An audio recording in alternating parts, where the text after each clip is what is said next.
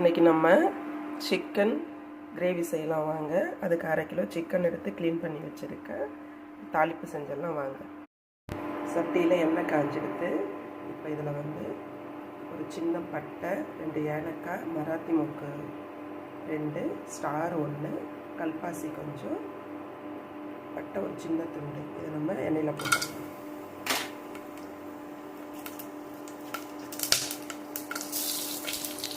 பொரிஞ்சது கருவேப்பிலை, 2 பெரிய வெங்காயம் நறுக்கி வச்சுருக்கோம், அதையும் போட்டுக்கலாம். இது பாதி அளவுக்கு வதங்கட்டும். அதுக்கு மேலே நம்ம தக்காளியை கட் பண்ணி எடுத்துகிட்டு வந்துடலாம். வெங்காயம் பாதி அளவுக்கு வதங்கிடுச்சு. இந்த ஸ்டேஜில் நம்ம 2 தக்காளி கட் பண்ணி வச்சுருக்கோம், அதை நம்ம சேர்த்து இதையும் வதக்கிடலாம். இது வதங்கிட்டு இருக்கிறதுக்குள்ளார இஞ்சி, பூண்டு, பச்சை மிளகாய் இது 3த்தையும் நல்லா பேஸ்ட்டாக அரைச்சி எடுத்துகிட்டு வந்துடுவோம். வெங்காயம் தக்காளி 2மே நல்லா வதங்கி போச்சு.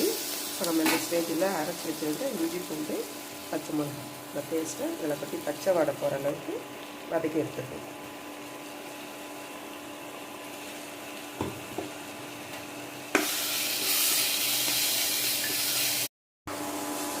வெங்காயம் தக்காளி இஞ்சி பூண்டுலாம் நல்லா வதங்கி போச்சு.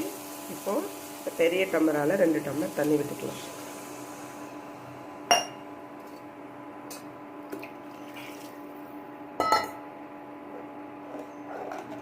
ஒரு 3 ஸ்பூன் அளவுக்கு குழம்பு தூள் மிக்ஸ் பண்ணிக்கலாம்.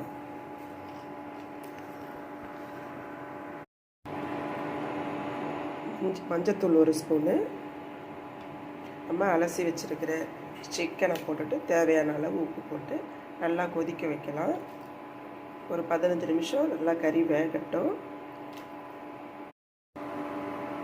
குழம்பு நல்லா கொதித்து வர்றதுக்குள்ளார ஒரு 1/2 மூடி தேங்காவை நல்லா அரைச்சி எடுத்துகிட்டு அது கூடவே 2 ஸ்பூன் மிளகு, வறுத்த மிளகு போட்டு 2த்தையும் சேர்த்து அரைச்சி எடுத்துகிட்டு வந்துடுவோம். நம்ம குழம்பு கொதிச்சுட்ருக்கட்டும்.